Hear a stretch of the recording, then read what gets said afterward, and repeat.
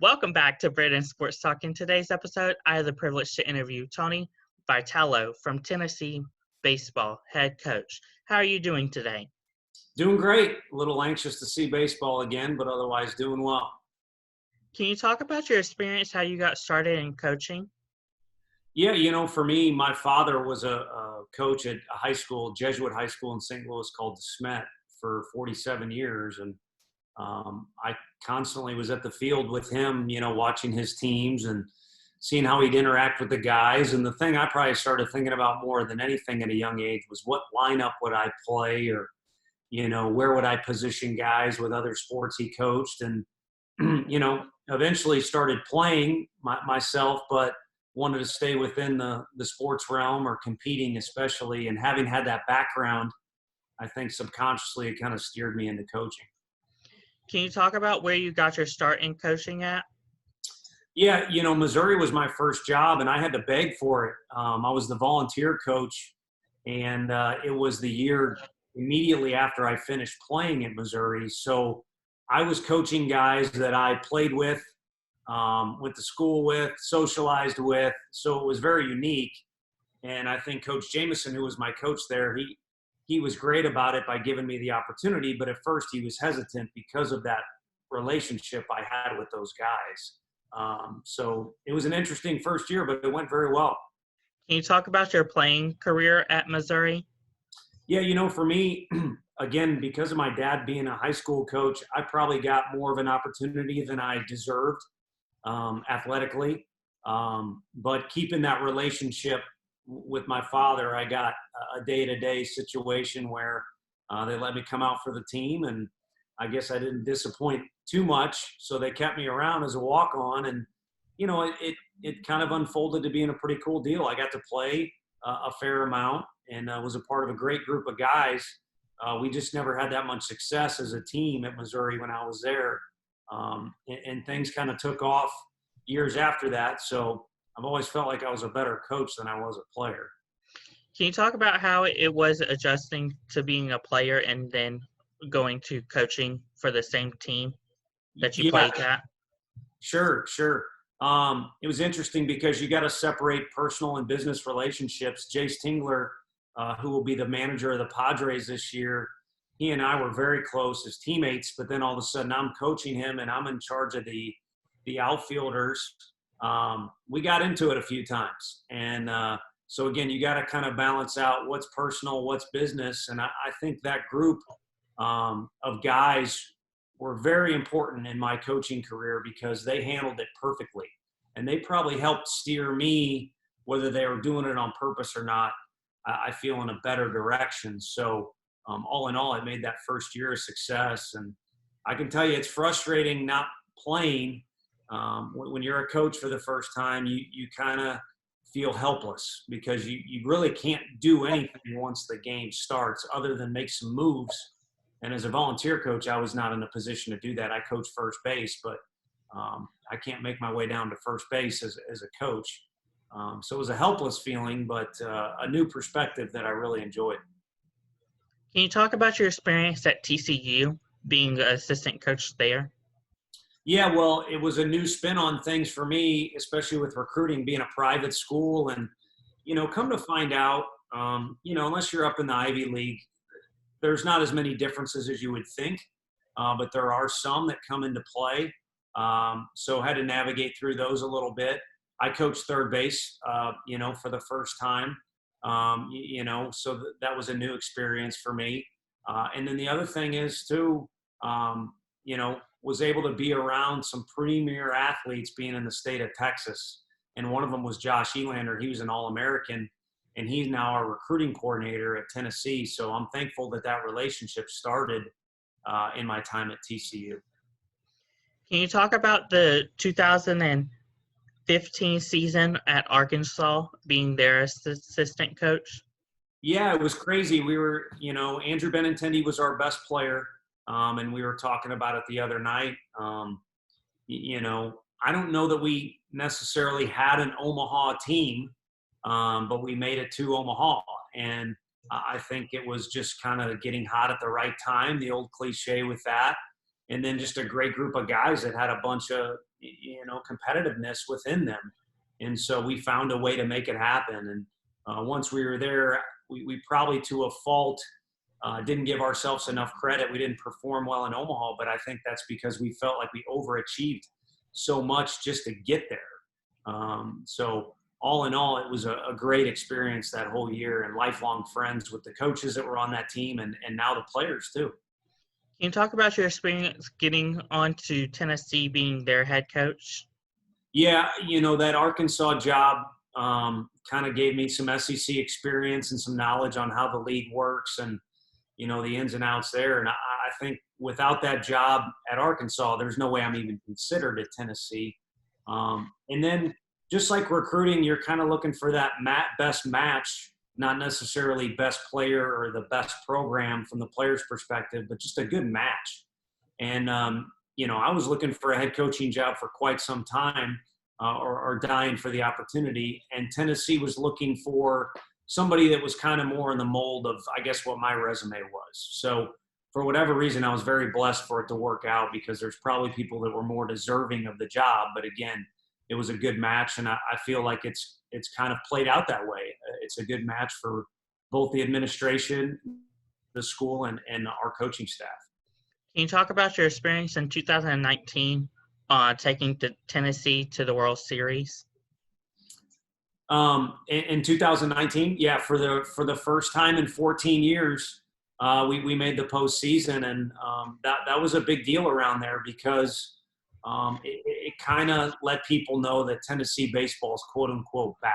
And of course, it never left. I mean, there's been degrees of success since 2005, but 2005 was the last year that Tennessee had made that postseason. And so it was a landmark deal for us, for sure. Can you talk about what is the process like as a player getting recruited versus a coach going out to recruit a player? Yeah, I mean, for us, we're just looking for anyone who can help keep food on the table. People want to know that magic answer. What are you looking for when you're at a game? And it's anybody that can help us win a game. And, anyone who can maybe help us get to Omaha. And from the player's perspective, I think it can be nerve-wracking, because so many things are out of your control. You don't know what coaches are thinking. You want to impress them. You want to do your best when the lights are the brightest, so to speak. So that there's a lot of things that can add stress.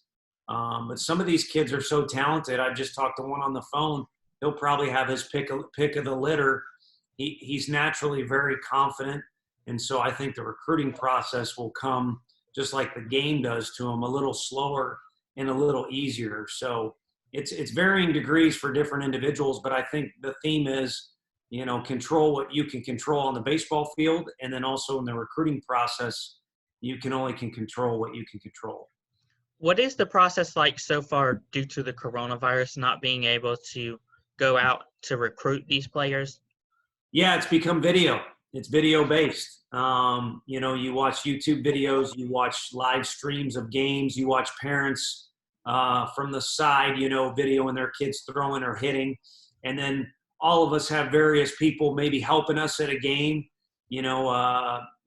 So-and-so's at the game. Hey, I'm looking at this kid. Can you video him, or whatever it might be? But it's definitely a different vibe, because you don't get to hear the sounds, and you don't really get to feel out how a game is going or how a player is impacting a game. So it's really, no pun intended, streamlined to kind of a video and telephone deal, just like all of quarantine was. And going out and seeing games is not going to happen this summer. The NCAA just, came out with a mandate yesterday that September 1st would be the earliest we could go out. And I truthfully don't think that's even going to happen. What is the process like trying to get them onto your campus, either through Zoom video chat, to get a feel of, is this where my home is going to be for the next 4 years? Right. And I use that word feel. I mean, you don't have a feeling of being at the game as a coach, and then as a player, it's difficult to get a vibe for what the campus is like if you're not actually there. But the next best thing is technology allows us to FaceTime kids, or they can FaceTime us. And fortunately, I defer to our recruiting coordinator, Josh Elander, who I mentioned before. he handles all that stuff. I'm not a very good FaceTimer. So he knows the routine and the best way to show off what we got. But the other thing is, campuses are closed across the country, but, kids can get in their car and drive around and see things for themselves. And maybe they grab lunch in Knoxville or whatever area they're checking out. And, they do get to vibe it out still a little bit. And that certainly helps in making an educated decision. What are some upcoming plans for Tennessee Volunteers baseball program? For us, we're constantly trying to evolve a little bit. And so our facility has been a day-to-day, literally, there's always something going on. We have a great structure and foundation to our stadium and facilities, so we haven't had to clear the way as a few programs have done in our league and just start from the ground up.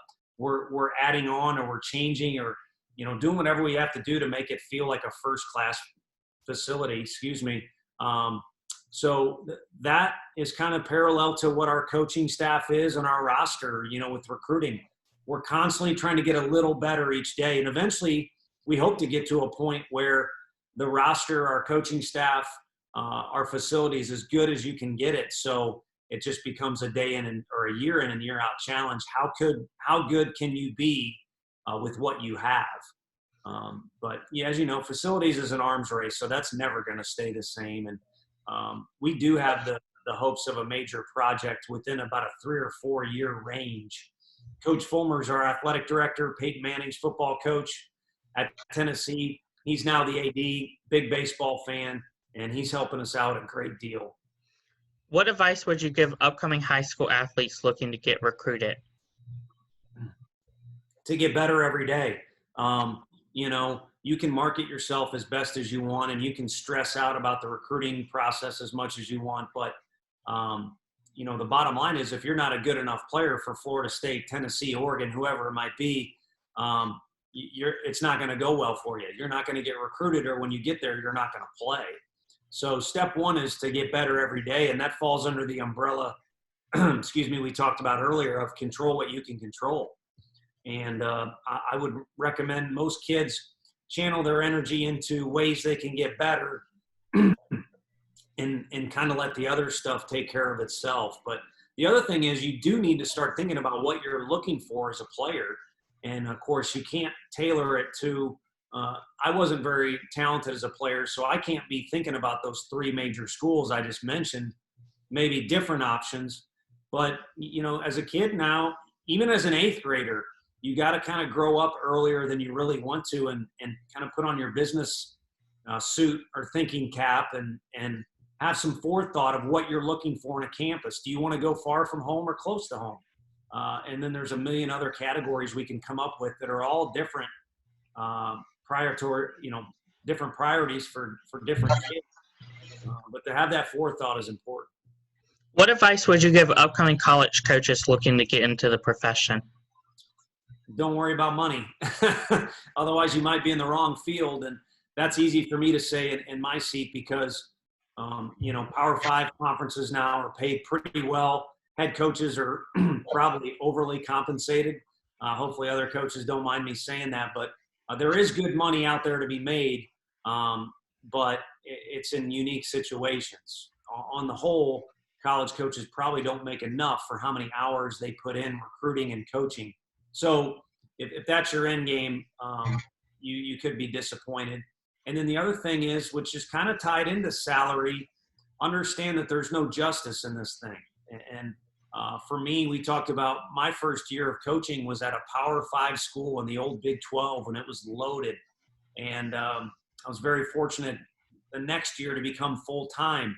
I say it humbly, but it's almost kind of storybook. And it was freakish how it worked out for me. So I was, again, very lucky. But there's a lot of coaches out there who are maybe better than a guy who has the better job, or works harder than a guy who has a better job, or maybe deserves an opening more than, I did at Tennessee, but I happened to get it for whatever reason. So that's kind of what I mean by there's no justice. So you really need to be in it for the right reasons is what I'm rambling on about. But, I wish it was more like a one-on-one game of basketball. The better man wins, but that's not how it works out. So it needs to be more about doing what you're passionate about, and of course, impacting young kids' lives.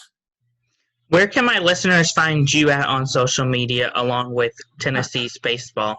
Sure. Well, the second part would be better. I laugh because I'm pretty low key on social media. Again, I defer to our younger guys to kind of take that over. I do have a @Tony Vitello 2 Twitter account, but I've only kind of been active on that for a couple different reasons. But the other thing is, our Vol baseball account is very active on Instagram and Twitter, and it's good insight to what's going on with our program. And I can't take responsibility for it. I think it's our support staff, our coaching staff. We got a lot of young, cool guys. They're fun to be around, and they've made the program really fun. And I think that shows up on social media. So, not only can you get an insight to what our program is like athletically or where we're going on the baseball field, but, there's some fun stuff and a fun environment that's gone on at our place. Thank you again for your interview, and best of luck in your future at Tennessee. You can find Brandon Sports Talk on Facebook at Brandon Sports Talk, Instagram at Brandon Sports Talk, Twitter at @talk_Brandon, and you can find me on YouTube at Brandon Sports Talk. Don't forget to like, comment, and subscribe. Thank you again, Tony, for your interview, and best of luck in your future. Thank you so much. Appreciate you having me on.